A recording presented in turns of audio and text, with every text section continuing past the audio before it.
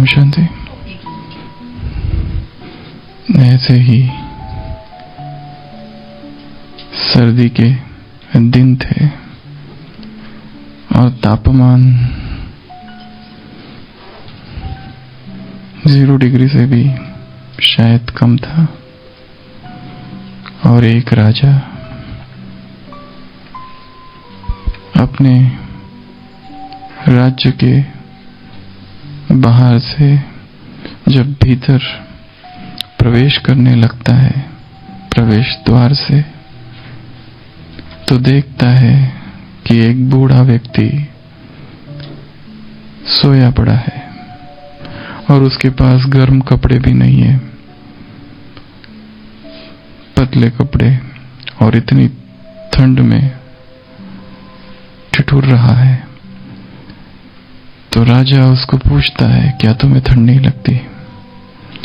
वो कहता है, ठंड तो बहुत लगती है। तो तुम गर्म कपड़े क्यों नहीं पहनते? वो कहता है, मैं बहुत गरीब हूं, मेरे पास गर्म कपड़े नहीं है। और ये कोई पहली बार नहीं है। जब भी शिशिर ऋतु, शीतकाल, जब भी इस तरह का मौसम आता है तो भगवान ही मेरी रक्षा करते हैं, और अब मुझे आदत सी पड़ गई है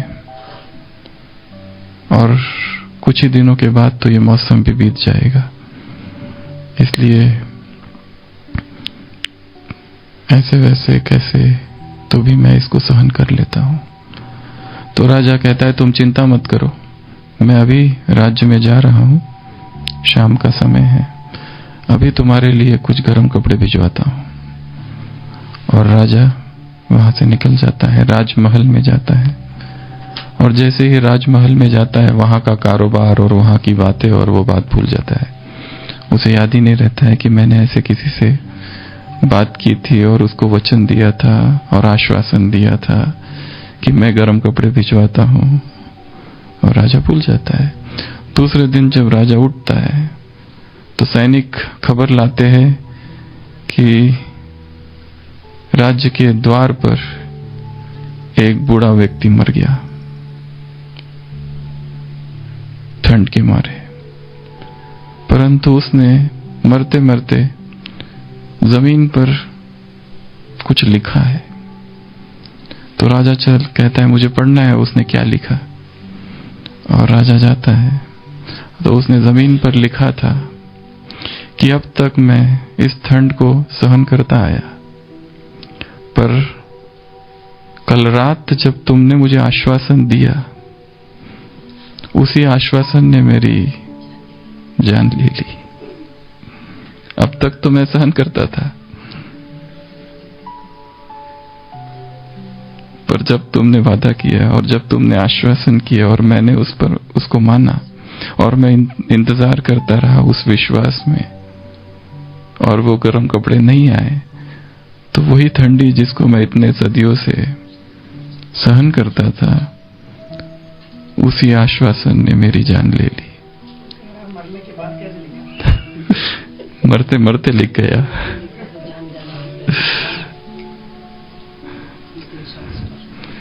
मनुष्यों का विश्वास, मनुष्यों का के आश्वासन, मनुष्यों से अपेक्षाएं, मनुष्यों से एक्सपेक्टेशंस क्या करती है? दुखी कर देती है। इस संसार में शायद ही ऐसा कोई व्यक्ति होगा कि जिससे हमें दुख न मिला हो। वो दुख सूक्ष्म, अति सूक्ष्म हो सकता है। जिससे भी अपेक्षाएं रखो, बदले में दुख ही मिलता है। यदि किसी के आश्वासन पर विश्वास रखो तो बदले में दुख ही मिलता है। और इसी तरह हम सदियों से तंग हुए हैं, और जब बहुत तंग होते हैं साकार महावाक्य बाबा के, तब शरणागति ली जाती है। जब तुम बहुत तंग हो जाते हो, शरण पड़ी मैं तेरी, बाप की शरण में आते हैं, एक दूसरी मुरली है शरणागति पर साकार मुरली, पूरी की पूरी मुरली, जिसमें बाबा ने कहा है शरण उसकी ली जाती है जो तुम्हें सभी दुखों से छुड़ाता है, व्यथाओं से छुड़ाता है। शरण गुरुओं की नहीं ली जाती है। गुरुओं के पास कभी शरण ले नहीं जाते, क्योंकि शरण तो तब ली जाती है जब तंग हो जाते हैं। गुरुओं के पास तो साकार महावाक्य ऐसे ही जाते हैं। परंतु तुम बाप के पास आए हो, शरण देने वाला केवल एक बाप ही है और कोई भी नहीं है, क्योंकि तुम माया से तंग हुए हो। तो जब बहुत तंग हुए होते हैं, बहुत ही पीड़ित हुए होते, प्रताड़ित हुए होते, तब शरण ली जाती है रेफ्यूजी।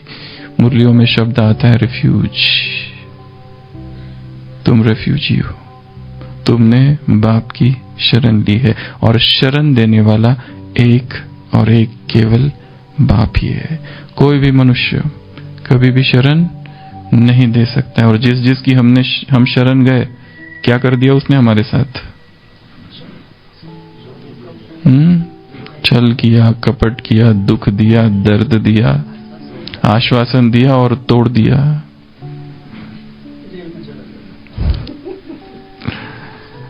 हमारे पीठ में जितने छुरे भोके गए, जब दुख तो सबसे ज्यादा तब हुआ जब पता चला कि वो छुरा मारने वाला अपना ही था, तब ज्यादा दर्द हुआ। जब तक ये पता था कि कोई दूसरा है, तब तक कुछ नहीं, पर जिस दिन पता चला कि चाकू तो उसी के हाथ में था, तब ज्यादा दुख होता है। इसलिए ऐसा ये संसार जहां दुख के बादल है, आज सुबह की साकार मुरली, यहां दुख के बादल है, वहां सुख के बादल होंगे, पर यहां तो दुख के बादल है, जो ऐसा अनित्यम असुखम लोकम है, जहां दुखों के बादल ही है, मंडरा रहे।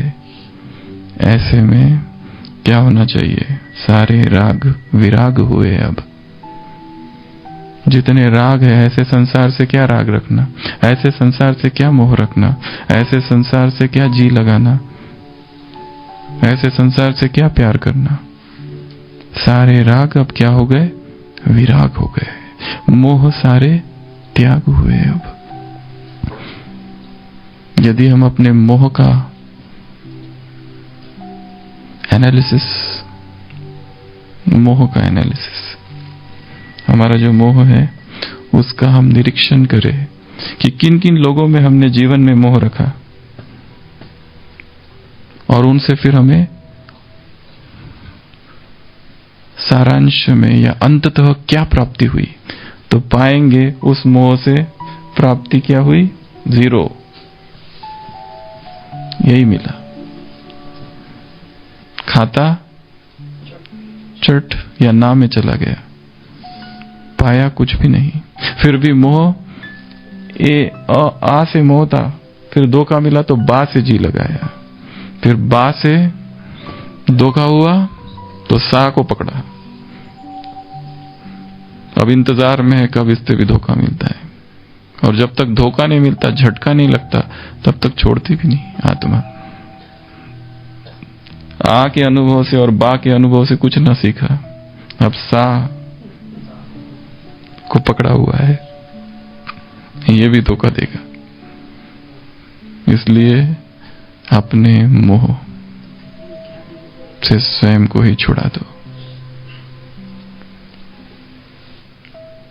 युधिष्ठिर धृतराष्ट्र विदुर से कहता है, तो क्या दुर्योधन के प्रति मेरा कोई कर्तव्य नहीं है? मैं उसका पिता हूं, मैं जो कुछ कर रहा हूं उसके लिए कर रहा हूं। चाहे ये सारी घटनाएं हो गई, लाक्षागृह, सारी घटनाएं हो गई, द्रौपदी वस्त्रहरण, द्यूत कीड़ा, परंतु मैं यदि वृक्ष हूं तो दुर्योधन उसका फल है। मेरे साथ अन्याय हुआ तो क्या मेरे बेटे के साथ भी अन्याय होगा? क्या दुर्योधन के प्रति मेरा कोई कर्तव्य नहीं है? विदुर कहता है, महाराज, दुर्योधन आपका कर्तव्य नहीं, दुर्योधन आपका दायित्व नहीं, आपका रोग है। दुर्योधन आपका दायित्व नहीं है, आपका रोग है। मोह भी रोग है। इसके लिए सारे राग अब विराग हो जाए।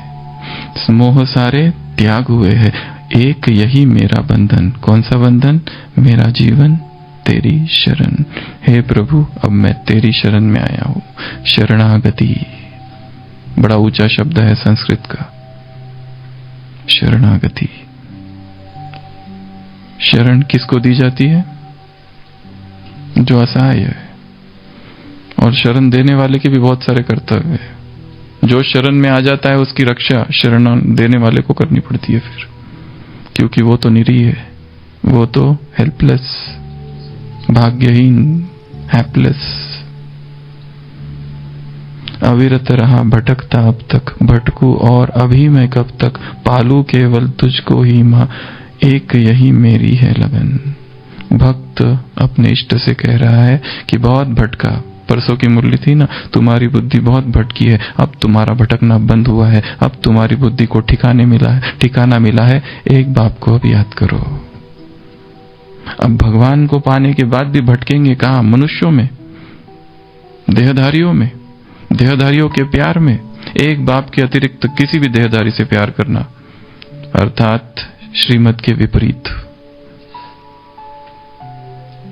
सभी देहधारियों से। आ से वैराग नहीं आना चाहिए, ना ही बा से, सा से भी नहीं, सभी से।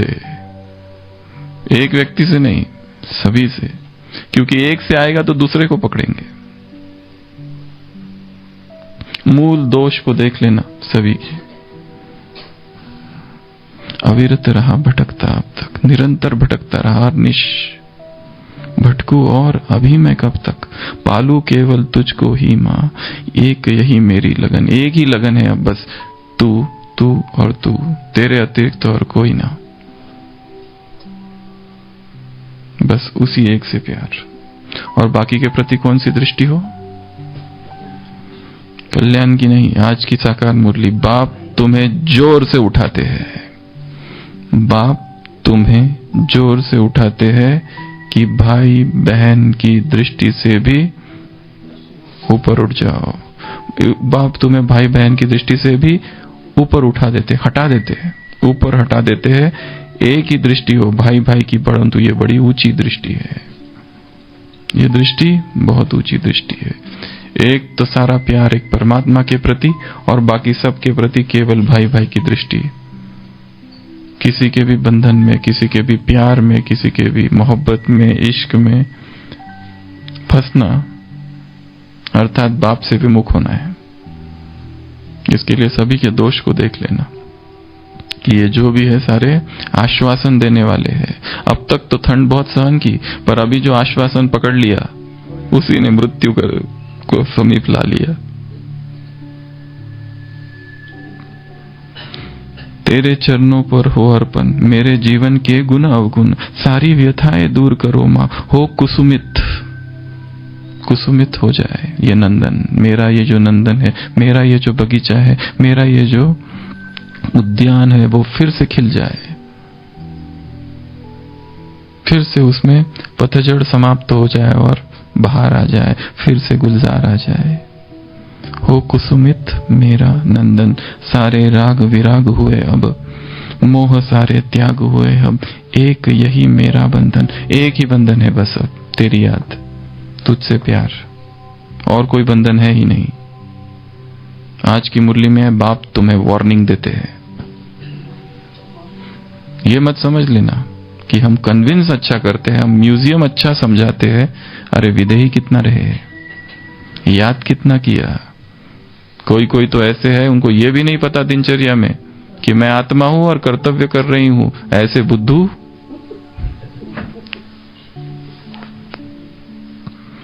सारे राग विराग हुए, यदि नहीं हुए तो कर डालो। ये जो राग है कल ही था ना, तुम्हें किसी से राग नहीं होना चाहिए। सारी मोह खत्म। मोह बहुत पीड़ा देता है, बेचैन किए रखता है। वो व्यक्ति की तरफ सारा ध्यान रहता है, उसी की याद रहती है, उसी को मैसेज, उसी के इंतजार कब कुछ आएगा।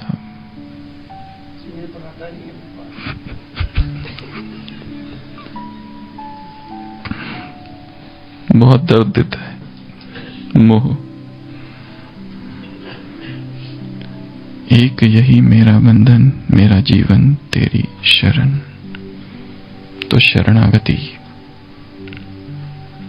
एक पूरी साकार मुरली इसके ऊपर है, कभी तो चली, कि शरणागति देने वाला केवल एक बाप है। तो ये जो शरणागति है, इसमें 4 सूत्र है शरणागति के। शरण अर्थात शरण अर्थात मैं तुम्हारी शरण में हूं। जैसे विभीषण शरण में आया राम के, किसी के हवाले होना। शरण अर्थात अपने आप को सौंप देना। शरण अर्थात वो उसकी शरण में गया, अर्थात नतमस्तक हो गया और आश्रय में चले जाना और हथियार डाल देना। शरण अर्थात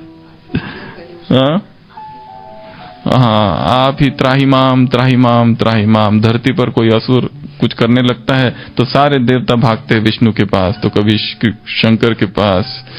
विष्णु कहता है ये मेरे से नहीं होगा, उधर जाओ, तो वो उसके शिव जी के पास जाते। कभी कभी शिव जी कहती है मेरे से नहीं होगा, ये तो मेरा ही वरदान दिया हुआ है। विष्णु के पास जाओ, वो कुछ करेंगे, कुछ युक्ति रचेंगे, अवतार भी उतार लेंगे और उसका कुछ करेंगे। तो ऐसे दिखाते हैं ना। शरण शरण बड़ा ऊंचा शब्द है। सर्वधर्मान परित्यज्य मामेकम शरणम व्रज। हे अर्जुन, सभी धर्मों का त्याग कर, सभी धर्मों को छोड़ दे, देह सहित देह के सभी धर्मों का त्याग कर, मामेकम शरणम व्रज, मेरी केवल शरण में आ। अहम त्वं पापोभ्य मोक्षयिष्यामि मा शुच, मैं तुम्हें तुम्हारे सभी पापों से मुक्त करूंगा। मेरी शरण में आ जा बस। मन मना भव मद भक्ता मध्याजी माम नमस्करु। मेरी शरण में आ, मुझे याद कर। मद भक्ता माम नमस्करु, मुझे नमस्कार कर।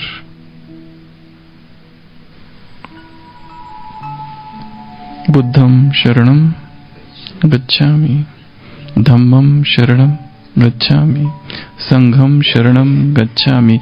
त्रिरत्न कहा जाता है इसे। बौद्ध धर्म इन 3 आधार पर है कि बुद्ध की शरण में जाओ, जो धम्म है, जो धर्म है, जो धारणाएं हैं और जो उनके प्रिंसिपल्स है, उस सिद्धांतों की शरण में जाओ। और तीसरा वो जो संघ है उसकी शरण में जाओ। तो शरणागति केवल यही नहीं है, सभी धर्म में है। And unto thee I surrender O Lord. Jesus Christ सूली पर चढ़ा देते हैं। एक क्षण के लिए उसके मन में शंका उठती है कि ओ लॉर्ड हैव यू डेजर्टेड मी। हे प्रभु, क्या तूने मुझे छोड़ दिया, जो मेरी ये दशा हो गई। परंतु अगले ही पल उसे ख्याल आता है कि नहीं, thy will shall be done, तेरी इच्छा जैसे तू चाहे, अब मैं तेरी शरण में हूं। और वो निश्चिंत हो जाता है। तो ये जो शरण है, ये जो शरणागति है, ये बड़ा ऊंचा सिद्धांत है। तो इसमें मुख्य 4 बातें हैं शरणागति के। सबसे पहला समर्पण। शरणागति अर्थात सबसे पहली बात सरेंडर। पर सरेंडर की वो परिभाषा नहीं है जो हमने समझी है। समर्पण बड़ा ही ऊंचा शब्द है। समर्पण अर्थात अहंकार नहीं। जो समर्पण अहंकार को पोषित करता है वो समर्पण नहीं, उसके विरोध है। विलोम शब्द है। समर्पण का विलोम अपोजिट शब्द है मैं। समर्पण अर्थात मैं हट जाए। वो भागवत में दिखाया है। श्री कृष्ण जाते हैं वन में और बांस का एक पेड़ है, वृक्ष, बाम्बू ट्री। उसको कहता है मुझे तुम चाहिए। वो बाम्बू पूछता है बांस किस लिए? कृष्ण कहता है मुझे तुम्हारे प्राण चाहिए। वो बांस का वृक्ष वो कहता है कि मेरे प्राण तुम्हारे लिए ही है, ले लो। पर कृष्ण कहता है मैं तुम्हें काटूंगा। वो कहता है चलेगा, जब मैंने तुम्हें समर्पण ही कर दिया तो तुम काटो या जो करो मुझे स्वीकार है। वो बांस का क्या कहेंगे, वो डंडा, बांबू, वो लेता है, उसको काटता है, उस पे छेद करता है, उसको बहुत पीड़ा होती है, उस बांस को बहुत दर्द होता है उसको, क्योंकि उसके शरीर में छेद किए जा रहे हैं, परंतु वो सहन करता है क्योंकि समर्पण किया है। अब समर्पण किया है तो सब सहन करना पड़ेगा, जितने भी छेद, ड्रिल मशीन से जितने भी ड्रिल दिए जाएंगे, छेद किए जाएंगे, सारे सहन करने पड़ेंगे। सारे सहन करता है और उसके बाद में कृष्ण वो उसकी बांसुरी बन जाती है और वो अपने अधरों पर रखता है और 24 घंटे बांसुरी उसके पास रहती है। गोपियां और वो गाय, वो सब कहते हैं हमारा भी तुमसे प्यार है, पर तुम इस बांसुरी को अपने पास क्यों रखते हो?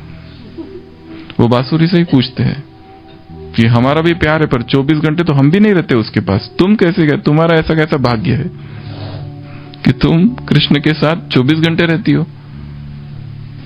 और वो कहती है समर्पण। भगवान के साथ वही रह सकते हैं जो समर्पित है, जिन्होंने संपूर्ण स्वाहा किया है स्वयं को। उसके साथ वो कितना समय रहती है? 24 घंटे। तो सबसे पहली चीज है शरणागति में समर्पण, स्वाहा कर देना, सौंप देना अपने आप को, हवाले कर देना उसके कि अब तुम देखो, अब तुम्हारी जिम्मेवारी, अब तुम ही चलाओ, हमें कुछ नहीं पता। और जैसे चलाओगे और जहां रखोगे और जो खिलाओगे और जो पहनाओगे, दोगे या नहीं भी दोगे, करोगे हमारे लिए कुछ या नहीं भी करोगे, जय विधि राखे राम ताई विधि रहिए, thy will shall be done। अब तू ही सब कुछ है, ये समर्पण। तो आज बाबा मिलन का दिन है, तो अपने मन को एक समर्पण भाव में स्थित करना है कि सर्वस्व स्वाहा, सब कुछ तेरे लिए, ये समर्पण का भाव। दूसरा है, पहला है परमात्मा के प्रति समर्पण, दूसरा है परमात्मा के विधान से संतुष्ट। परमात्मा के विधान से संतुष्ट।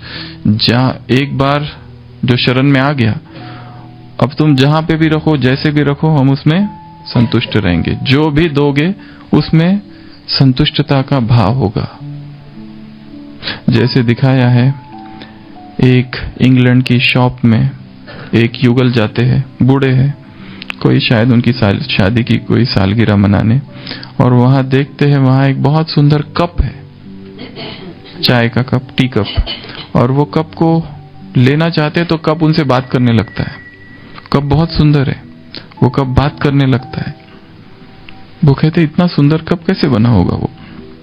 तो कप बात करने लगता है और कप कहता है उनसे कि पहले मैं मिट्टी था, पहले मिट्टी, और जैसे ही एक कुम्हार ने, एक पॉटर, जो बर्तन बनाने वाला जो होता है मिट्टी के, जैसे उसने मुझे लिया और उसने मुझे हाथ से गोल गोल किया, रोल किया, मुझे बड़ा दर्द हुआ। मैंने कहा रुको रुको, मत करो ऐसा।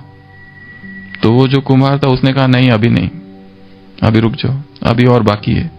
फिर मुझे बहुत दर्द हुआ, पर उसने मुझे जब ऐसे ऐसे किया मिट्टी को, गीली मिट्टी को, फिर उसने मुझे वो एक व्हीलिंग, स्पाइरलिंग व्हील, क्या कहते हैं उसको, चक्की, जब उसमें चक्की में मुझे डाला तो मुझे तो चक्कर आने लगा, इतना चक्कर आने लगा। मैंने कहा रुको रुको रुको।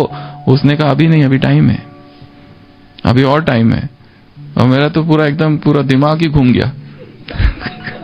इतना उसने मुझे घुमाया, इतना घुमाया, इतना घुमाया, मैंने बहुत चिल्लाया पर वो नहीं माना।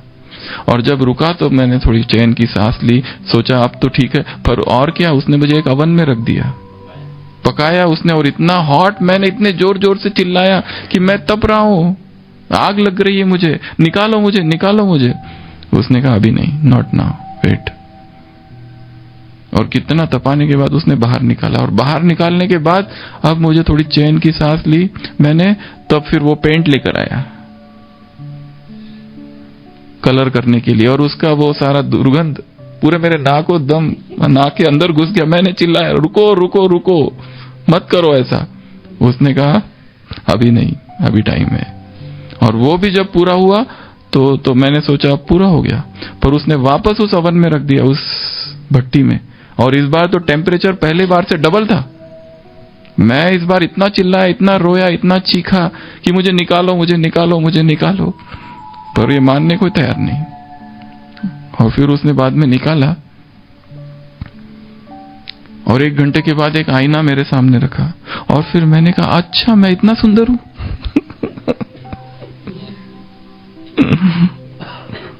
तो ये सब करना पड़ा मुझे। और फिर उसने मुझे समझाया, यदि तुम मिट्टी होती खाली तो वो मिट्टी सूख गई होती, इसलिए मैंने तुमको गीला किया और तुमको गोल किया। और यदि मैंने तुमको उस चक्की में नहीं घुमाया होता तो तुम क्रैक हो गई होती। और यदि मैंने तुमको उस ओवन में नहीं रखा होता तो तुम इतनी मजबूत नहीं बनती। और फिर जो दोबारा रखा तो इतनी टिकाऊ नहीं होती। और अगर पेंट नहीं किया होता तो इतनी सुंदर भी नहीं होती। तो यदि ऐसा कब बनना है निखिलेश भाई, तो रोल होना पड़ेगा, थोड़ा सा थपथपी सहन करनी पड़ेगी, चक्की में गोल गोल गोल गोल गोल गोल गोल गोल घूमना पड़ेगा। ये है शरणागति। और फिर भट्टी में तपना पड़ेगा पहली बार, और फिर पेंट वेंट लगाया जाएगा अच्छे से, और फिर वापस भट्टी में, और फिर आईना दिखाया जाएगा, तब तुम फरिश्ता और सुंदर बनोगे, तब तक नहीं। तो शरणागति अर्थात जो कोई भी परिस्थिति आए अब इस शरणागति के जीवन में, उन सभी परिस्थिति से संतुष्ट।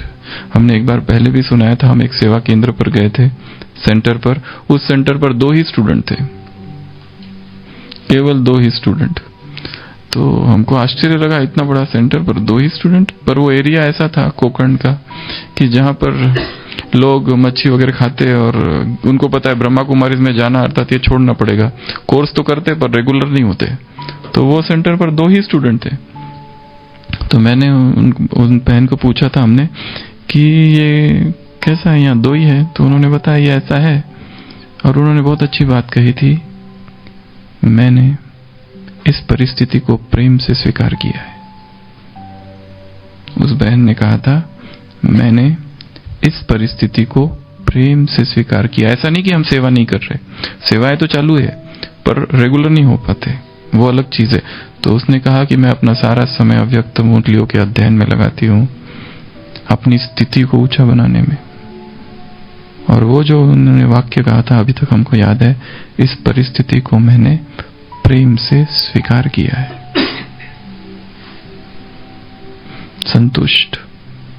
शरणागति अर्थात संतुष्ट, परमात्मा के विधान से संतुष्ट। तीसरा, शरणागति अर्थात कर्तव्य पालन। जो भगवान ने कर्तव्य दिए हैं उसके आज्ञाकारी। इसमें फिर ना नहीं आ सकता। जो भी आज्ञा मिले, जो भी श्रीमत मिले, हर श्रीमत में आज्ञाकारी, हर श्रीमत में कर्तव्य परायण, कर्तव्यनिष्ठ। तो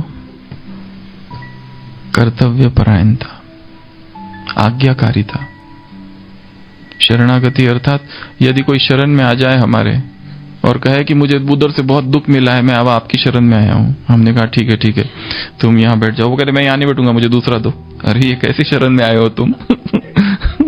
वो अपनी डिमांड्स प्रस्तुत कर रही है, कैसी शरण में आए हो तुम? हमने जो उसको कह रहे हो वो मानता ही नहीं है। क्या ये शरणागति हुई? शरणागति अर्थात जैसे विभीषण आ गया राम की शरण में, तंग होके आया ना। शरण मतलब तंग होके आना। सबसे दुख मिला, सबसे दर्द मिला, मोह जो रखे थे वो सबसे धोखा मिला, और फिर किसी की शरण में आए। तो जब शरण में आया जाता है तो क्या होता है? आज्ञाकारिता। अब तुम जैसा बिठाओ, जहां बिठाओ, जो कराओ, जैसा कराओ, वैसा हम करेंगे। ये है शरणागति। तो शरणागति का तीसरा घटक है आज्ञाकारिता, परमात्मा के कर्तव्य। जो भी काम दिया जाए, जो भी सेवा दी जाए, सबके प्रति आज्ञाकारिता, ये वास्तविक शरणागति है। और चौथा, परमात्मा का निरंतर चिंतन। जिसकी शरण में आए हो उसके उपकारों को नहीं भूलना है। जिसकी शरण में आए हो निरंतर गुणगान गाते रहना उसके। जिसकी शरण में आया हो फिर उसने जो कुछ कहा वो सब कुछ करते रहना। आज की मुरली में बाबा ने कहा ज्ञान योग में मजबूत रहो तो क्या हो जाओगे? पक्के सॉलिड बन जाओगे। क्या बन जाओगे? पक्के सॉलिड। आत्मा के स्वधर्म में टिके रहो तो ताकत आएगी, ताकत आएगी। आत्मा में तेज आता है। बाबा ने कहा याद में रहो तो आत्मा में क्या आता है? तेज। नया शब्द है। आत्मा में तेज आएगा, ताकत आएगी, स्वधर्म में टिक जाओ। तो ये सारी जो शिक्षा है एक बाप की, इन्हीं शिक्षाओं का चिंतन करते रहना, निरंतर उसका स्मरण करते रहना, उसके उपकारों का। उसने हमारे लिए क्या क्या कर दिया, बजाय इसके कि उसने क्या नहीं किया और क्या उसको करना चाहिए था। शरण में आए हैं हम और विभीषण कहता है कि इससे तो मैं रावण के उधर ही ठीक था। इधर कोस रहे हैं इसको, ये भी कोई खाना है? इससे तो लंका में अच्छा खाना मिलता था मुझे। या खाना खाने आए थे या शरण में आए थे? कमरा, ये कोई कमरा है? रावण के पास मेरा एक सिंगल रूम था, भवन, और यहां बंदरों के साथ उपद्रवी बंदर सोने भी नहीं देते, इसलिए शरण आया था क्या मैं?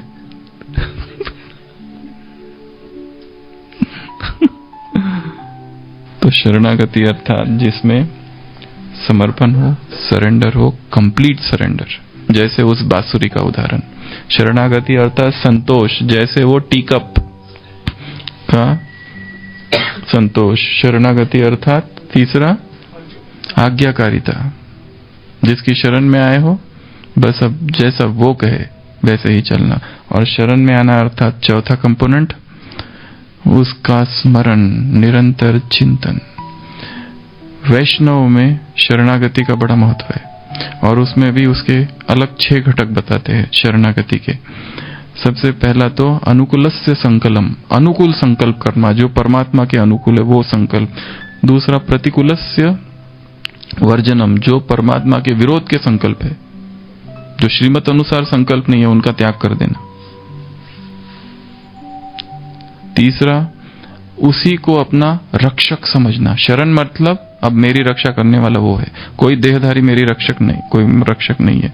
अगला चौथा, वही मेरा पालनहार है, मेंटेनर, वही मेरी सस्टेन करेगा, मुझे मेरी पालना करेगा, और दूसरा कोई मेरी पालना करने वाला है नहीं। हम यदि किसी व्यक्ति को अपना पालनहार समझते हैं तो उससे भी धोखा होगा। ये मेरी पालना करने वाला है, ये मेरी पालना, हमारा पालन करने वाला कोई भी व्यक्ति नहीं है, एक परमात्मा ही पालन करने वाला है। तो वही क्या है? पालनहार है। उसके बाद में आत्मनिक्षेप, आत्मनिक्षेप अर्थात समर्पण। और लास्ट में ह्यूमिलिटी, नम्रता। ये 6 कंपोनेंट्स बताए हैं, घटक बताए हैं शरणागति के। तो आज बाबा मिलन का दिन है, तो मन को एक समर्पण भाव में स्थित करना। जब ऐसा समर्पण भाव होता है तो ही भगवान से अनुभव होते हैं, नहीं तो कोई अनुभव नहीं होते। जहां अहम है, मैं है, अहंकार है, मैं करता हूं, ये सारी बातें हैं, वहां पर कोई अनुभव नहीं होते। समर्पण अर्थात जैसे भक्तों का समर्पण, उससे भी कई गुना अधिक तो हमारा समर्पण है। तो उसके निरंतर चिंतन में रहना, उसकी जो आज्ञा है उसका पालन करते रहना, संतोष का भाव बना के रखना, और समर्पण। समर्पण भी 7 प्रकार के, तन, मन, धन, बुद्धि, ये नहीं, चलो दूसरे रीति से लो, मनसा, वाचा, कर्मणा, बुद्धि, संस्कार, कर्म, कर्म का परिणाम, ये सब चीजें समर्पण। संकल्प को समर्पित, बोल को समर्पित, कर्म को समर्पित, कर्म के परिणाम को समर्पित, तन को समर्पित, धन को समर्पित, बुद्धि को समर्पित, संस्कार को समर्पित। ये सारी चीजों का समर्पण अर्थात संपूर्ण समर्पण। तो मेरा जीवन तेरी शरण, सारे राग क्या हो गए? विराग हुए, नहीं हुए तो आज कर दो।